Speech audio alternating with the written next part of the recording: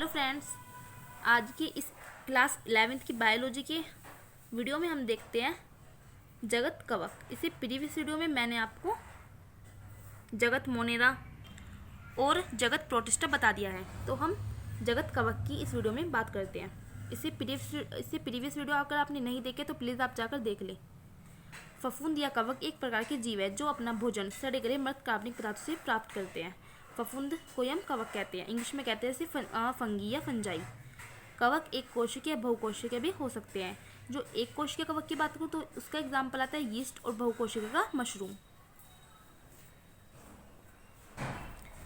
इन्हें हम सरल पादप भी कह सकते हैं, लेकिन ये पादपों की श्रेणी में नहीं आते। इसका अध्ययन वनस्पति विज्ञान के अंदर ही किया जाता है, लेकिन ये पौधे नहीं होते क्योंकि उनमें क्लोरोफिल पाया ही नहीं जाता।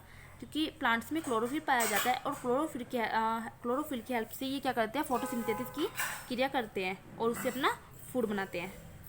ये स्वपोषी नहीं होते क्योंकि अपना भोजन खुद नहीं बना सकते। कवक क्लोरोफिल और संवहन रहित विविध पोषी जीव है। इनका शरीर थैलस के रूप में होता है। कवकों का अध्ययन वनस्पति विज्ञान की एक शाखा कवक विज्ञान के अंतर्गत किया जाता है। तो कवकों का अध्ययन क्या किया जाता है कवक विज्ञान के अंदर। कवक विज्ञान के जो जनक है वो है एंटोनियो मिशेली, ठीक है। और अगर मैं कहूँ भारतीय कवक विज्ञान का जनक कौन है तो ईजे बटलर। अब हम बात करते हैं वासस्थान और पोषण की। कवक सर्वव्यापी होते हैं। कवक हर जगह पाए जाते हैं। ये पौधों पर परजीवी के रूप में या सहजीवी के रूप में पाए जाते हैं। कवक अन्य स्थान जैसे मृत जीवों के अवशेष पर, सड़े गले खाद्य पदार्थ जैसे अचार, मुरब्बा, रोटी, ब्रेड उन पर पाए जाते हैं, इसलिए मृत परजीवी कहलाते हैं। जैसे हमारी जब ब्रेड या रोटी थोड़ी खराब हो जाती है, उस पर फूफंद लग जाती है ना, फफूंद सी, उसको हम क्या कहते हैं कवक। अगर मैं स्ट्रक्चर की बात करूँ, संरचना, इनकी शारीरिक संरचना एक कोशिकीय एग्जाम्पल यीस्ट होती है, और बहुकोशिकीय होती है। बहुकोशिकीय एग्जाम्पल मैंने बताया था मशरूम। बहुकोशिकीय जो संरचना है वो पतले धागेनुमा संरचना जिसे कवक सूत्र हाइफी से मिलकर बना होता है। कवक सूत्र के समूह को हम क्या कहते हैं, कवक जाल कहते हैं, ठीक है। कवक सूत्र हमारा दो प्रकार का होता है, एक सेप्टेट और एक असेप्टेट। असेप्टेट को हम क्या कहते हैं, कोइनोसाइटिक, ठीक है। संकोशिकीय, एक ऐसी कोशिका जिसमें एक से ज़्यादा केंद्रक हो उसे कहते हैं हम संकोशिकीय, असेप्टेट, ठीक है। तो यहाँ पे सेप्टेट और असेप्टेट की स्ट्रक्चर दिखाई है। सेप्टेट में क्या है, देखिए अगर मैं एक ही लूँ, सिर्फ ये वाला पार्ट लूँ, ठीक है, इसमें क्या है, सिर्फ एक केंद्रक है, इस वाले पार्ट में एक केंद्रक है। लेकिन अगर मैं असेप्टेट में देखूँ तो एक ही शाखा में बहुत सारे केंद्रक हैं। तो सेप्टेट क्या है, जिसमें क्या होता है, जिसमें सिर्फ एक ही केंद्रक हो, और सेप्टेट जिसमें बहुत सारे केंद्रक पाए जाते हैं। अब आता है कवकों में जनन। तो कवकों में तीन प्रकार से जनन होता है, वृद्धि जनन, अलैंगिक जनन और लैंगिक जनन। इसमें लैंगिक जनन बहुत कम मात्रा में पाया जाता है।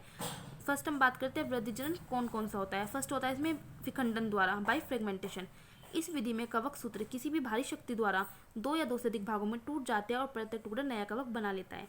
जैसे ही कवक है, इसमें क्या होता है, इसका जो कवक सूत्र है वो किसी भी भारी शक्ति द्वारा दो भागों में टूट जाता है, दो या दो से अधिक भागों में टूट जाता है, और प्रत्येक जो टूटा हुआ भाग है ये क्या हुआ, एक नया कवक का निर्माण कर लेता है। दूसरा आता है विभाजन द्वारा, बाय फ्यूजन। इसमें क्या होता है, सबसे पहले विभाजन में यीस्ट का केंद्रक विभाजन होता है। ये जो यीस्ट है ये क्या है हमारा, ये एक कवक है यीस्ट, ठीक है, एक कोशिका है। इसमें पहले उसका केंद्रक को विभाजित होता है, तो विभाजित हो गया, देखिए। फिर कोशिका द्रव्य विभाजन होगा, इसके बीच की लाइन ये कोशिका द्रव्य विभाजित होगी और दो नई यीस्ट कोशिका बन जाएगी। इस प्रकार का जनन एक कोशिका कवक में पाया जाता है, जैसे यीस्ट। नेक्स्ट आता है मुकुलन द्वारा, बाय बडिंग। मात्र कोशिका मतलब मदर सेल के शरीर पर एक उभार उत्पन्न होता है। ये क्या है, मदर सेल, इसके शरीर पे एक उभार उत्पन्न होता है जिसे हम क्या कहते हैं, मुकुल। मुकुल को इंग्लिश में कहते हैं बड, जिसे हम क्या कहते हैं, बड कहते हैं, और BUD बड। यह मुकुल आकार में धीरे धीरे बढ़ता रहता है, ये बड़ा होता रहता है, और धीरे धीरे कोशिका केंद्रक का विभाजन होता है। केंद्रक के विभाजन के बाद कोशिका द्रव्य का विभाजन होता है, और इस प्रकार से दो नई यीस्ट का जन्म होता है, ठीक है। अब आता है नेक्स्ट क्लेमाइडो बीजाणु द्वारा। ये मोटी भित्ति वाले जीवाणु हैं जो प्रतिकूल परिस्थितियों में कवक सूत्र से बनते हैं तथा अंकुरण के बाद नए कवक सूत्र को जन्म देते हैं, जैसे राइजोपस। इसमें क्या है, ये क्लेमाइडो बीजाणु। नेक्स्ट आता है कवक में अलैंगिक जनन। कवक में जो अलैंगिक जनन होता है वो बीजाणु स्पोर्स के द्वारा होता है। फर्स्ट कौन सा है, चर बीजाणु, जो स्पोर्स। चर बीजाणु नामक बीजाणु का निर्माण कवक के चल बीजाणु धानी में होता है। इसके एग्जाम्पल कौन से हैं, सिनकाइट्रियम, ठीक है, और कौन से हैं, स्पेलोडेनिया, ठीक है। जो सिनकाइट्रियम है वो क्या होता है, यूनिफ्लेजिएट होता है, और जो स्पेलोडेनिया है वो क्या होता है, बाईफ्लेजिएट, मतलब इसमें 2 फ्लेजिरा होता है और इसमें 1 फ्लेजिरा होता है। सेकंड आता है आपका अचल बीजाणु, ठीक है। राइजोपस और म्यूकर नामक कवक में अचल बीजाणु पाए जाते हैं।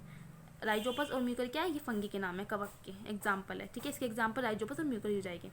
अब है कर्णद्वारा बाई कॉनेडिया, अचल बीजाणु, ठीक है। कॉनेडिया का जो निर्माण है वो कवक की एक संरचना कॉनेडोफोर में होता है। कॉनेडिया पेनिसिलियम कवक में उत्पन्न होती है। एग्जाम्पल की बात करूँ तो पेनिसिलियम या पाइथियम कवक में। अब आता है कवकों में लैंगिक जनन, जो बहुत कम होता है।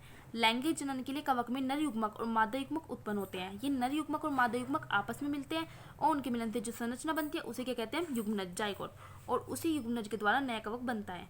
अब कवक में 3 प्रकार के युग्मक होते हैं। एक तो समयुग्मकी, आइसोगैमेट्स, ऐसे 2 युग्मक जो पूरी तरह से समान हो समयुग्मकी कहलाते हैं। जब दोनों नर युग्मक और मादा युग्मक संरचना में समान होते हैं, जैसे नर युग्मक है और मादा युग्मक है, क्या है, समयुग्मकी, आइसोगैमेट, संरचना में समान है, ठीक है। इसका एग्जाम्पल है सिनकाइट्रियम, जो क्या है, यूनिफ्लेजिएट, 1 फ्लेजिला है जिसमें। अब सेकंड आता है असमयुग्मकी, मतलब एनाइसोगैमेट, ऐसे 2 युग्मक जो संरचना में समान हो लेकिन आकार में समान ना हो, जैसे एक माइक्रोगैमेट है और एक मैक्रो, एक बड़ा है एक छोटा है, ठीक है। इसका एग्जाम्पल क्या होगा, एलोमाइसिस। नेक्स्ट आता है विषम युग्मकी, हेट्रोगैमेट्स। इस प्रकार की युग्मक में एक बड़ा युग्मक होता है जो चल नहीं सकता, और एक क्या होता है जो चल नहीं सकता मतलब अचल, और दूसरा छोटा युग्मक होता है जो चल सकता है, विषम युग्मकी कहलाता है। जैसे क्या है, एक बड़ा युग्मक है, ठीक है, अचल मतलब जो चल नहीं सकता, और एक क्या है, छोटा युग्मक जिसमें क्या है, फ्लेजिला है, वो चल सकता है। इसका एग्जाम्पल है मोनोबलीफेरिस। अब आता है कवकों का वर्गीकरण। कवकों का वर्गीकरण 4 वर्गों में होता है, फाइकोमाइस्टीज, एस्कोमाइस्टीज, बेसिडियोमाइस्टीज और ट्यूटेरोमाइस्टीज। इसके बारे में मैं आपको अपनी नेक्स्ट वीडियो में बताऊंगी, ठीक है। तो एक बार आप जगत कवक के नाम से नोट्स देख ले, और जैसा मैंने लिखा है बिल्कुल ठीक आप वैसा ही लिखिए। ज़्यादा से ज़्यादा आप ब्लैक पेन से थोड़ा हेडिंग डाल दें, आप अपने हिसाब से लिखिए, लेकिन जैसा मैंने लिखा है अक्षर बिल्कुल वैसे होने चाहिए, क्योंकि बायोलॉजी में जो वर्ड्स होते हैं उनका बहुत इंपॉर्टेंस होती है उनकी। और आप नोट्स बनाते चले तो आपको बायोलॉजी में कोई प्रॉब्लम नहीं होगी।